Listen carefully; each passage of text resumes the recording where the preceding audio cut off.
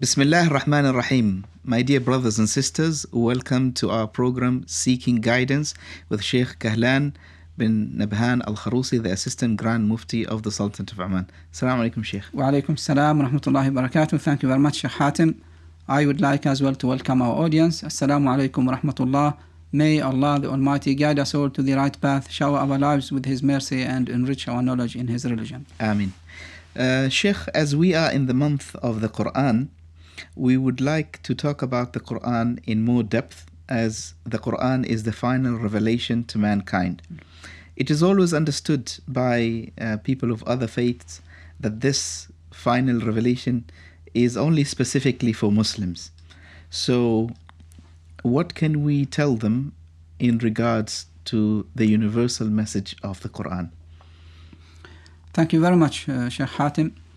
Now, first of all, we have to identify the Holy Qur'an as it has identified itself in the Qur'an itself. Yes. Now, can we find that in the Holy Qur'an it says that it is only for Muslims? We cannot. Yes, it is true that those who are going to benefit from the message of the Holy Qur'an are those who believe, yet the Qur'an is very explicit in introducing itself as guidance for all human beings. Whether they are going to accept this guidance or not, it is up to them. But Allah the Almighty has made this revelation, the Holy Qur'an, guidance for all. It is a source of guidance for all mankind, and the guidance that it is offering, as we find إن هذا القرآن يهدي للتي هي أقوم. It is not only the basics of guidance, it is the best of guidance. So when we are talking about any message, there are two parties. Yes. The sender and the recipient, the one who receives the message.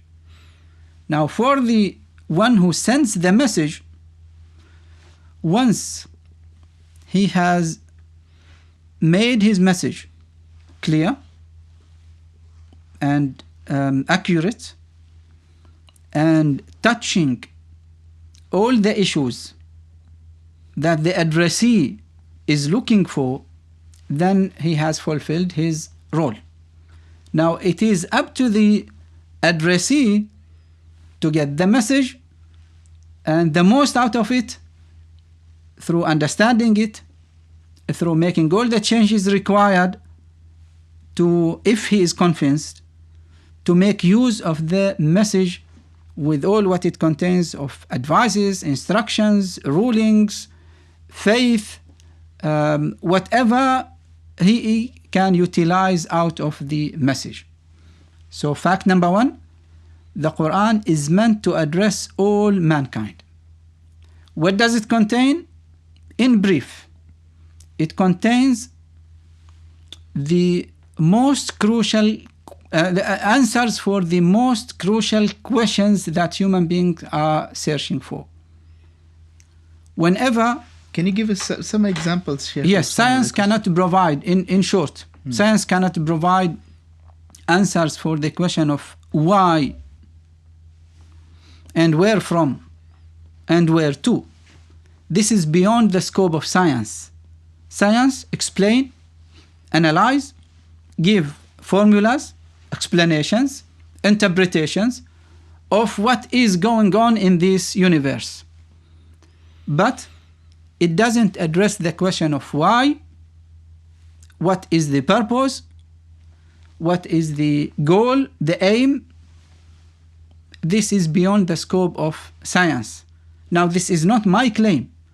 This is a fact admitted by the great scientists of our time. If we refer to people like Stephen Hawking as an example, we will find that when it comes to questions, and he has said it clearly, that the question of why is beyond the scope of science. Why is that? because this is not something that is can be examined in labs. So if we give a practical example, like earthquakes, we know how it happens, Yes. but we don't know why it happens. Absolutely. Again, to make ourselves clear, the Holy Quran is not only addressing these questions, but it presents a platform for the objective morality required for human beings. And this is very, very important. The morality. Not only any morality, we are not talking about subjective morality, we are talking about objective morality, we are talking about morality that are worldwide required, and all human beings, all fair and just human beings agree that these are human values and human morals that we all share, we all appreciate, we all acknowledge, and at least we all also agree that for human being, they should not leave these standards, these moral standards behind, because if they are going to do so, then there is going to be no difference between them and all other creatures in this universe. You mentioned subjective morals and objective morals. Yes. What are the difference between the two? And again, can you give us some in brief, examples? we don't want to go into philosophical discussions here. Yes. Objective, that they are admired and appreciated by themselves. So talking about honesty, talking about justice, talking about these are morals that all human beings evaluate and appreciate. Yes. Subjective morality are moralities that we appreciate if they are useful for us. So if being truthful, as an example, Yes. is going to get us some gains, then truthfulness is good. If not, then ends justify the means. Yes. So again, it doesn't mean that the Quran is not also addressing the issue of subjective morality. It does indeed, but it is providing the platform for the morality that all human beings appreciate. Let's give an example of murdering innocent people. Now, with the exception of sick people, we all agree that this is something that is condemned, denounced, and immoral. Yes. On what basis? It's something inside us, fitra. So when we are talking about fitra, then we are talking about a creator who has bestowed this fitra, this intuition within ourselves. Yes. So this is how to prove, even this is what the Quran is providing to human beings. If we do not have any standards, if we do not have any reference to this morality, then we wouldn't have this morality at all. And we can't prove it scientifically why we think killing someone else is... Yes, we cannot, no doubt. Now, the example that you have said, we will give some examples just to make the message of the Quran very clear to our audience, especially those who are unfamiliar with the message of the Quran when it comes to ethics and morality, as an example. Now, talking about some crisis, natural crisis, earthquakes, where we can see that there are a lot of innocent people, children, lost their lives. So the question comes, if you claim that there is a creator and he's merciful, so where is he to save these innocent souls? Where's his mercy? Okay, very good. Yes. Now, on what basis that you are claiming that this incident is evil? And you are asking for the creator to intervene. Science is not labeling accidents as good or bad, evil or good. This is beyond the scope it's only an incident. Of science. Absolutely. So science can explain how this earthquake happens. But it doesn't describe whether it is good or not. Once we are talking about the consequences being good or not, then again, if we are to measure this scientifically, Yes. We are going to talk about good consequences, fertile of the soils, the earth is getting rid of all the corruption that took place throughout decades and centuries. So we are going to talk and about some. People going to paradise. We are going to talk, let alone if I'm still talking about the worldly, physical consequences. That there are good consequences of all what is going on in this universe. The natural crises that are happening. In the expression of many scientists, they say that the earth is correcting itself through getting rid of all the corruption and all the mischief done by human beings.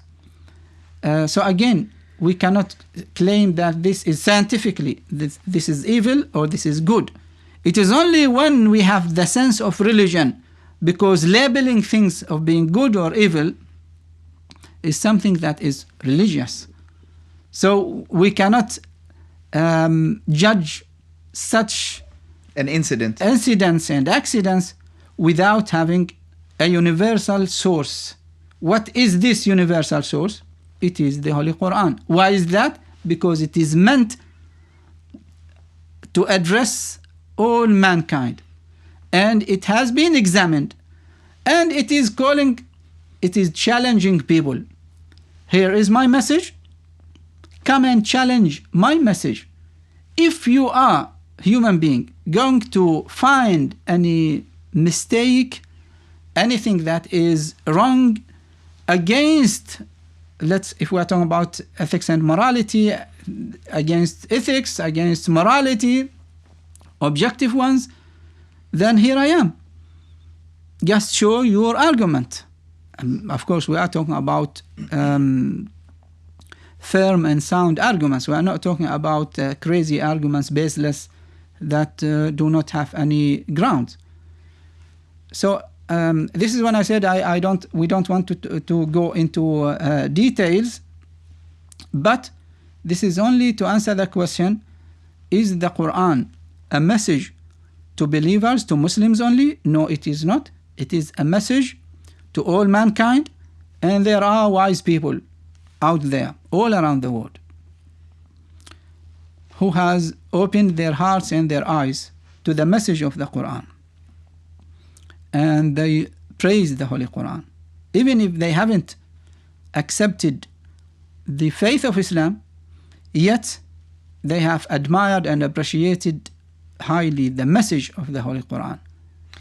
So we as Muslims, we have to understand that this is something meant to address all mankind, and it is our responsibility to get the message, the advices, the teachings of the Holy Quran, the lessons of the Holy Quran to all people. Now, Sheikh, you mentioned something very important, that the Quran is guidance to mankind. Now, when it comes to mankind, does everyone needs guidance? It means, do they feel that it's a necessity for me to have guidance? Because some people today, especially in the secular world, they feel that I'm okay with my life, I'm a good person, I don't need guidance. But what is the implication of not having guidance? What can go wrong? I think no wise person in our contemporary era can make such a claim. Now we are talking about artificial intelligence. Yes. They are surrounded with applications, programs, softwares, devices that are guiding them, even to sort out how to reach the favorite restaurant, as an example. Yes. They are going to use GPS. Yes. And they will try their best to get the updated version of the best application available for GPS. Right? Because they want guidance. Because they want guidance. Yes. Now, if they are to use any device, any modern device, they wouldn't be able to use it unless they go through the instructions of using the the device. The device, and how to get the most out of it.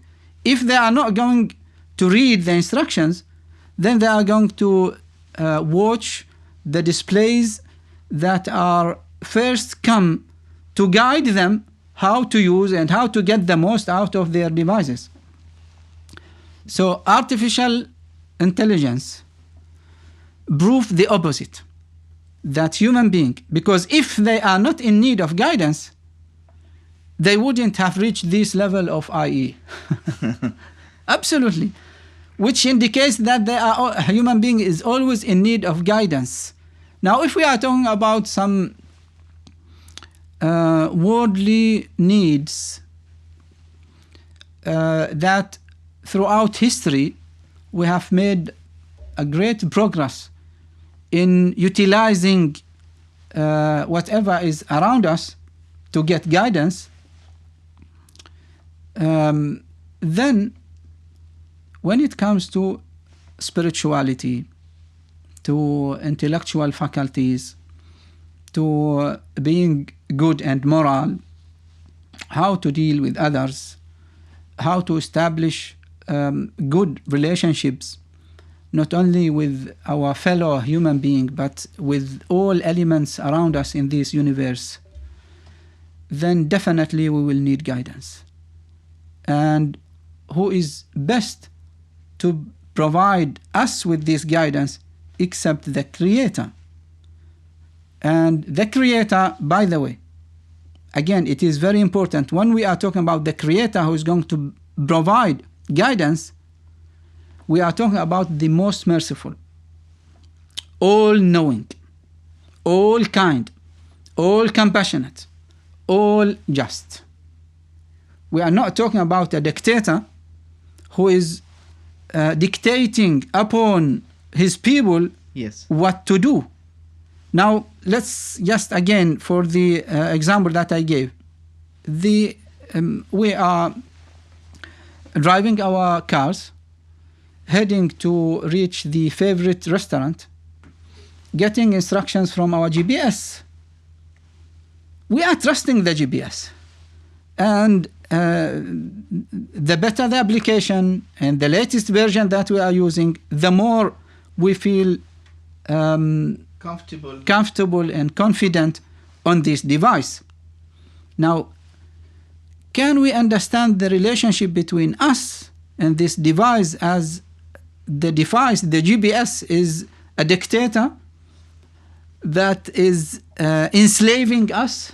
No, it's making our life easier. If we believe that our Creator is all-knowing, all-merciful, and all-kind, all-just, because the qualities of Allah the Almighty are part of our faith, we do not detach them. He is as He has described Himself, and because He is most merciful, He is all-knowing, He has revealed to us this book, the Holy Qur'an, and He has made it to address all human beings. Subhanallah. Now, Sheikh, maybe people will be, withdrawn from having a connection with the Qur'an because they feel that there were so many other revelations before the Qur'an, and maybe somehow the disappointment in these revelations because they did not solve the problem or the crisis of human beings. Does the Qur'an address the crisis of human beings and give a solution to our current day problems? Or is it just a very old book, as some would describe? First of all, we have to admit a fact. It is a sad fact that Muslims nowadays have to some extent failed to present the message of the Holy Qur'an to the rest of the world. We have to admit this fact. For many Muslims worldwide, they consider the Holy Qur'an as a source of blessings. Through reciting its verses, we will be rewarded. Whether we contemplate, we understand or not, we apply what we get out of it or not, it's just through reciting the Holy Qur'an we are rewarded, and this is a blessed book, so we are blessed once we recite and read this sacred book revealed from Allah the Almighty. We don't go beyond that. That's the point. We have failed to present this sacred message of the Holy Quran meant for human beings in this life to bring them happiness, satisfaction, to fulfill their requirements and needs, and to grant them happiness in the life to come. Because we have, as I said, failed to do so, many people do not understand the message of the Quran, and they got the notion that it is no difference than the previous books revealed by Allah the Almighty. Although, again, I'm not going to undermine the previous revelations of or books revealed by Allah the Almighty to messengers and prophets before Prophet Muhammad sallallahu alaihi wasallam, but none of them has presented itself to the level of being challenged. It is only the Holy Quran. So this miracle, this everlasting miracle, yes, when it presents itself to the people, of course, revealed from Allah the Almighty, it says, "Here I am, challenge me. If you are going to find any thing that is wrong, any mistake, even in its language, not only in the meaning that it carries." And when we are talking about meanings of the Holy Quran, then we are talking about acts of worship, spirituality, righteousness, morality, and we are talking about legislations, laws for human beings. Stories of prophets. We are talking about stories and legacies of previous nations and previous messages and messengers and prophets from Allah the Almighty.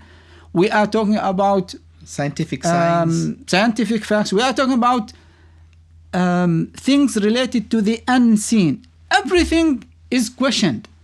The Quran, as I said, manifests itself through saying, "Here I am, just question me."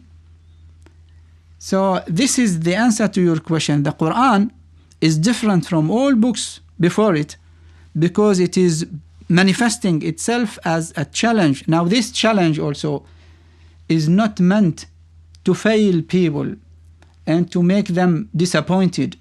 No, it is a challenge to guide people, to prove to them the truth, to call on them to come back to its message. So, because challenge here, it doesn't mean a competition. It means self-evidence of its truthfulness and of its authenticity. Yes. And it is from Allah the Almighty. And it is meant to give this human being all the tools and means and ways to live in this life, a happy life, to be comfortable, to experience a balance in his life, and to grant him, as I said, success in the hereafter. Sheikh, there is a misconception that some people feel that the language of the Quran is a barrier for people of other nations to understand it because it is in the Arabic language.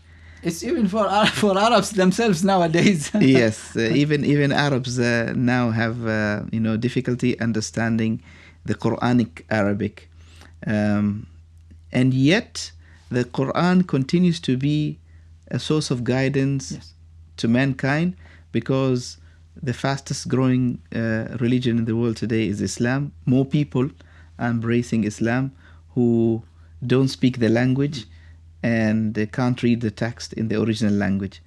But what can we tell? And what does the Quran say about itself when it comes to the language? When it comes to the language, the Quran says about the language itself. وَلَقَدْ Allah the Almighty says, وَلَقَدْ يَسَّرْنَا الْقُرْآنَ لِلذِّكْرِ فَهَلْ مِن مُدَّكِرٍ. We have made this Quran easy for heedfulness. So is there anyone who is heedful? Again, we have to admit the fact that we haven't done enough effort to maintain the accessibility of the Holy Quran to all masses, all audiences, Muslims and non-Muslims.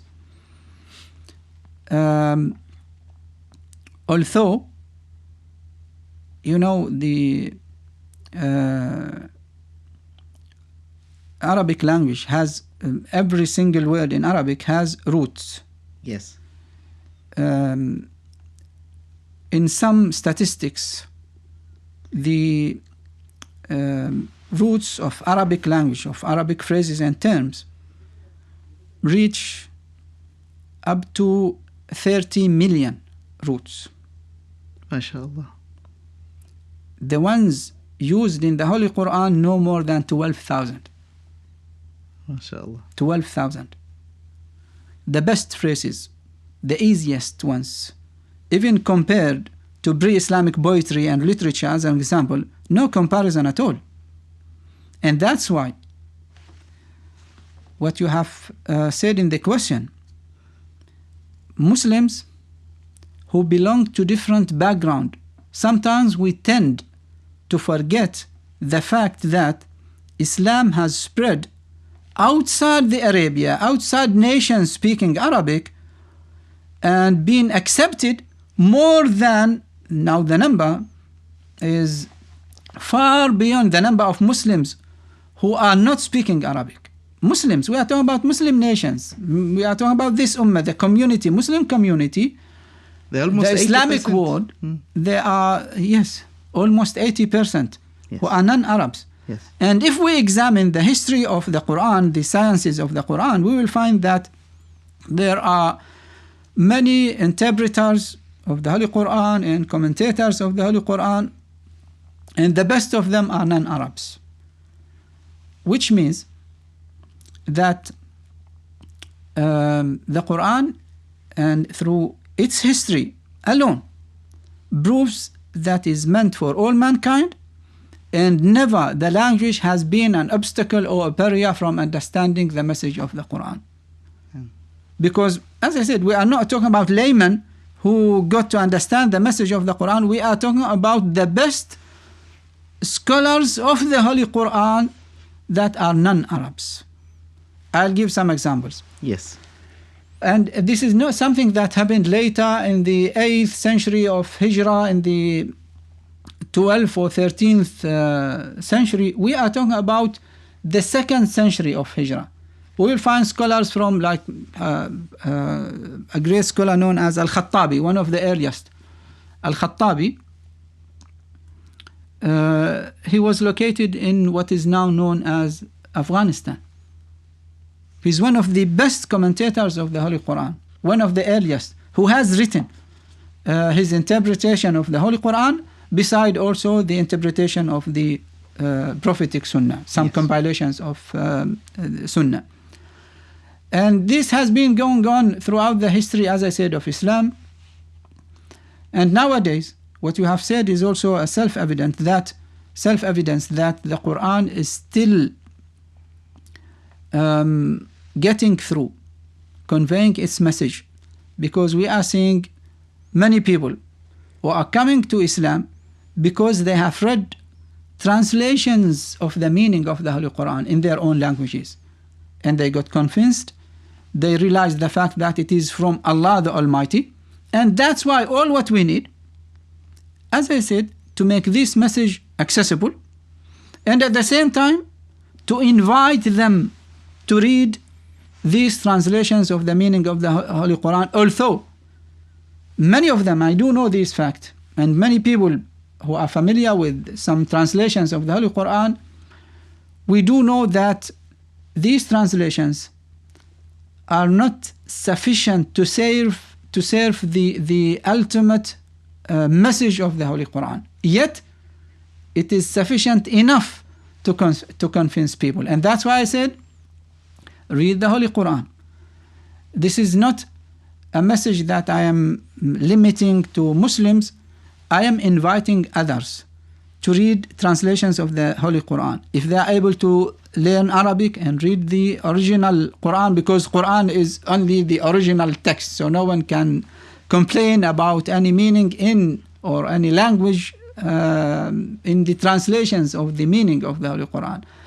But still, as I said, these translations, they do serve a certain limit of the message of the Holy Quran. And I think, Sheikh, the message of the Quran does not contradict the human nature. So the Quran does not ask you to do something that is against your nature as a human being. And it also provides you with solutions to your problems and how to live a comfortable life in this world. And also it gives you the element of guidance where it cannot be found in any other aspect of life. Now, of course, for some people, they might argue, no, it does contradict. Let me just give an example. Yes. To make it very clear. You have a friend who is addicted to TikTok. Okay. And who is spending his nights watching movies, who is addicted to bad habits, smoking or drinking. You knock on his door, you said, listen, friend, you should abandon TikTok, you should live healthy life, you should sleep early, eat healthy food, abandon smoking and drinking, and look after yourself. Now, these instructions, these advices might sound against his own will or desire. Yes. But if we are objective enough, we will not have any doubt that these advices are for his own interest, for his present and for his future. Yes. And actually what you are warning him against would enslave him, and the ultimate conclusion of the path that he is going on is going to be a total destruction. So you are saving him from this destruction. You are providing him with what is better for him, whether he realizes this fact or not. Yes. This is the fact. Now it's exactly the same. This is what the Quran is providing us with. Whether we realize this or not, whether we understand that it is for our own interest, even if it is against our own desire and temptation, yet it is for our interest in this life and in the life to come. But the desires, Sheikh, that we have, Allah subhanahu wa ta'ala gave us these desires, and He also gave us the proper means or channels to fulfill these desires. Absolutely. So the instructions that Allah gives us in the Quran will never harm us, even if it's against our will, even if it's something that we want. Yes. But it will not harm us. Yes. It will be beneficial for us. Yes, I got your point, but I'm not talking on the message. If we look at its nature and the outcome of it, yes, I am talking from the point of view of the person, the addressee who is receiving this message. Yes. This message. Because let's give another example. If you are warning him from speeding in that particular road, yes, because it is very dangerous and it might cause him deathly accidents, then actually you are serving him, you are advising him, you are giving him something that is for his own interest.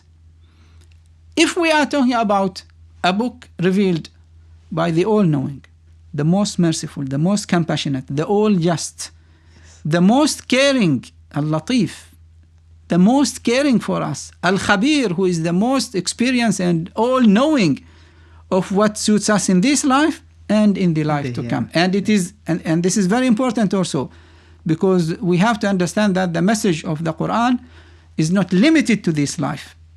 And that's why when we said at the beginning, this is one of the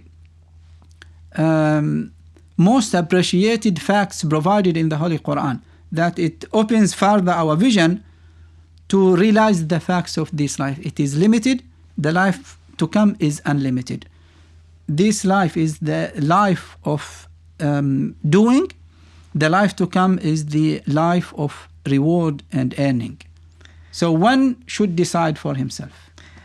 Sheikh Kahlan bin Abhan Al-Kharusi, the Assistant Grand Mufti of the Sultanate of Oman. Thank you very much, Sheikh, for being with us on the show. And hope to see you, inshallah, next time. From me, Hatim Abdissalaam. Dear brothers and sisters, thank you very much for listening and viewing our show, Seeking Guidance. Assalamu alaikum wa rahmatullahi wa barakatuh.